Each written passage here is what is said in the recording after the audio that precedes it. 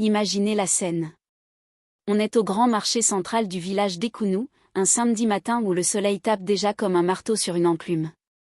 Les femmes étalent leurs marchandises, manioc fumant, ndolé vert, poissons séchés, pagnes wax multicolores et épices qui piquent les yeux. Soudain, tout le monde s'arrête. Deux sœurs se tiennent au milieu de la place. Elles ouvrent leur sac en même temps. La première, Naya, ouvre son sac doucement, presque timidement. Et boum! C'est la lumière divine. Des diamants bruts, des pépites d'or, des pierres précieuses de toutes les couleurs jaillissent et scintillent sous le soleil. La lumière est si intense que les gens reculent, mettent la main devant les yeux, certains courent chercher leurs lunettes de soleil. Les femmes crient de stupéfaction, les enfants applaudissent, les vieux marchands restent figés, la bouche ouverte. On dirait que le paradis vient de déverser ses trésors sur la terre rouge du village. La deuxième, Zara, ouvre son sac en bombant le torse, avec un sourire arrogant et triomphant, comme si elle était déjà la reine du monde. Et là, catastrophe absolue. Au lieu de bijoux, c'est l'équipe nationale des rats de Yaoundé qui explose hors du sac. Pas des petites souris mignonnes de dessins animés, non. Des gros rats noirs de caniveau, gras, aux yeux rouges brillants, aux queues longues et sales, qui sautent dans tous les sens comme des fous. Ils grimpent sur les étals, courent sur les jambes des gens, tombent dans les bassines de sauce. La panique est totale. Les femmes jettent leurs marchandises en hurlant, les hommes courent dans tous les sens, le chef du village perd ses 2 sandales en essayant de s'enfuir. On entend des « Jésus-Marie-Joseph », des « Satan est sorti du sac », et Zara qui hurle comme une possédée en tournant sur elle-même, essayant de chasser les rats qui grimpent sur sa robe. Tout le village est en ébullition. Mais comment 2 sœurs, nées du même père, ayant mangé le même foufou pendant des années dans la même concession, ont-elles pu finir avec des destins aussi diamétralement opposés? Asseyez-vous, prenez un tabouret, un verre d'eau de bilolo ou un morceau de manioc grillé. Je vais tout vous raconter depuis le tout début, sans rien omettre. Naya et Zara vivaient dans la concession familiale, une grande cour en terre battue entourée de plusieurs cases en banco, d'un grand manguier centenaire et d'un poulailler branlant. Leur père, Péageant, un cultivateur respecté, était mort il y a 10 ans d'une fièvre soudaine qui l'avait emporté en 3 jours. Avant de partir, il avait épousé maman Mado, une veuve connue dans tout le village pour sa sagesse, sa gentillesse et sa piété. Maman Mado avait accepté sans hésiter d'élever Naya, l'orpheline de la première épouse, comme sa propre fille. Dès leur plus jeune âge, les 2 sœurs étaient différentes comme l'eau et le feu. Naya, 19 ans, était une jeune fille mince à la peau noire éclatante, aux yeux doux et au sourire calme. Elle parlait peu, mais chacun de ses mots était rempli de bonté.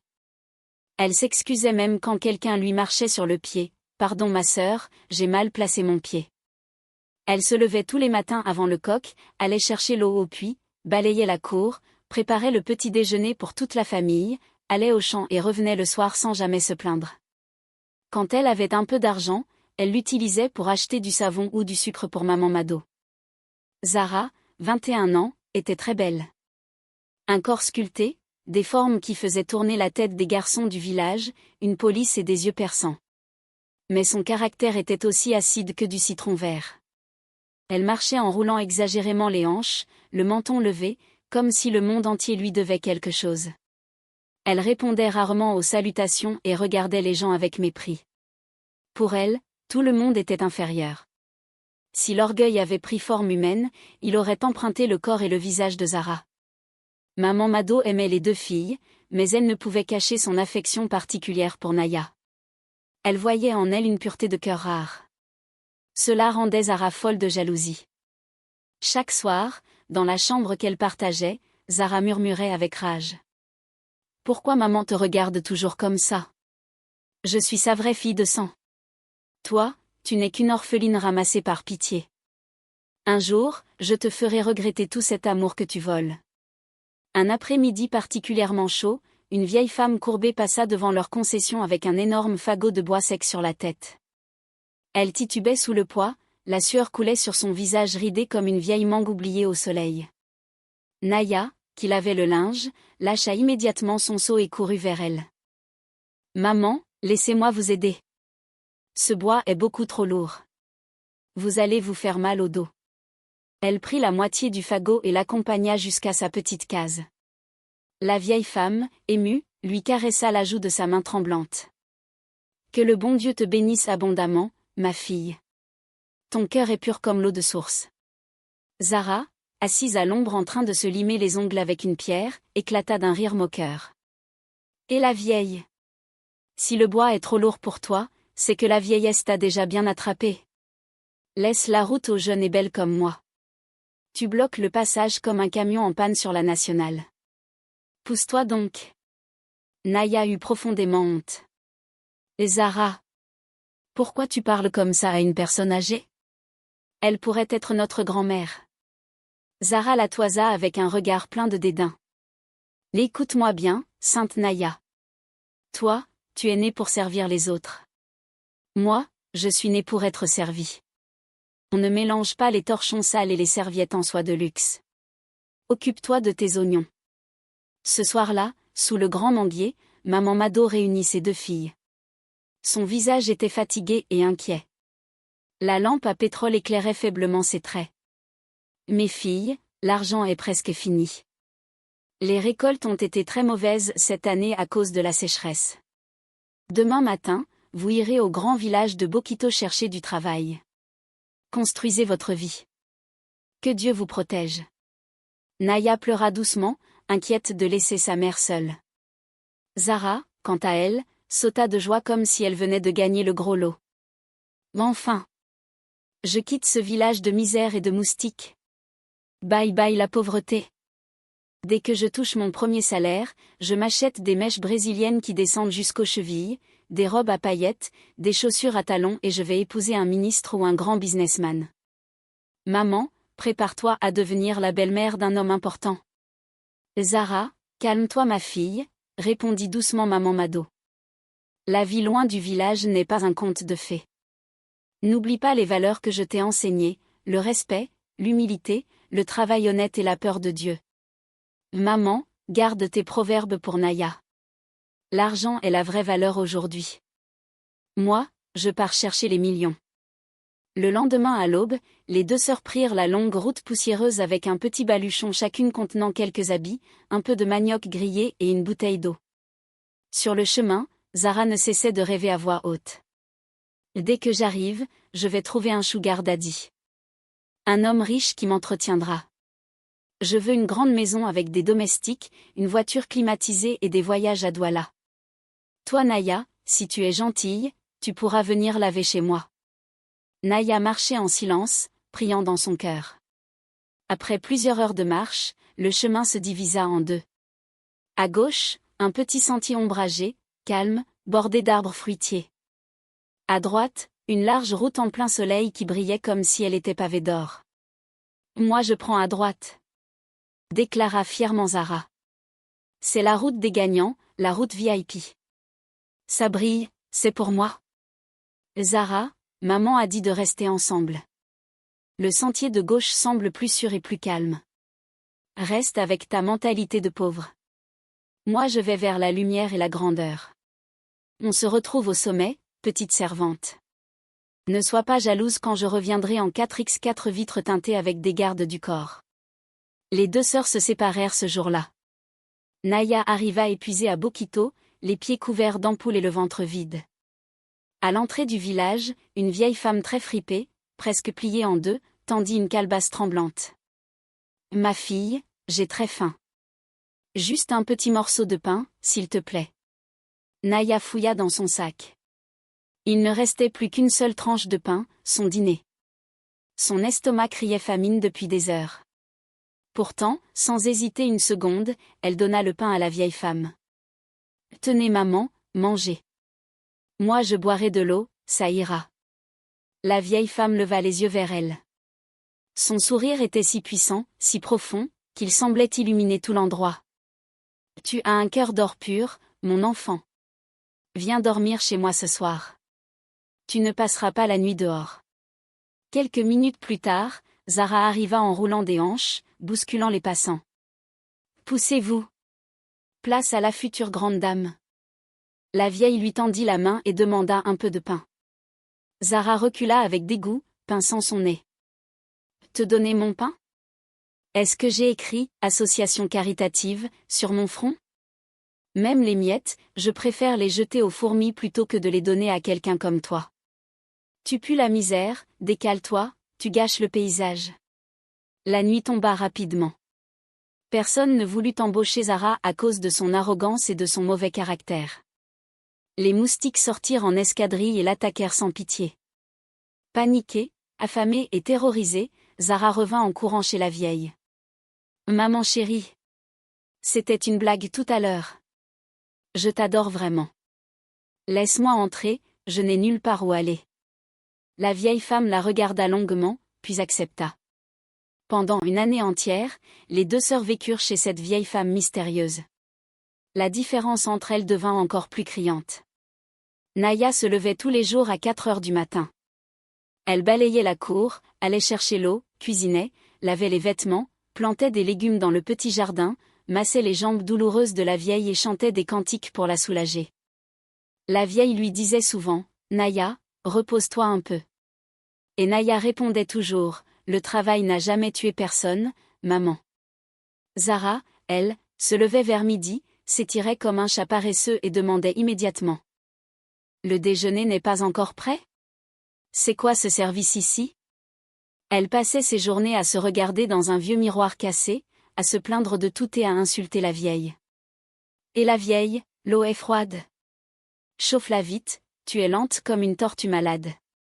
Et arrête de me regarder comme ça, tu me portes malheur. La vieille femme ne disait rien. Elle observait tout en silence. Elle savait que le jour du paiement arriverait. Un matin, alors que Naya faisait le grand ménage, elle souleva un vieux pot en terre cassée. Un énorme diamant brut, gros comme un œuf de poule, brillait de 1000 feux à l'intérieur. Naya resta figée plusieurs minutes, le cœur battant à tout rompre.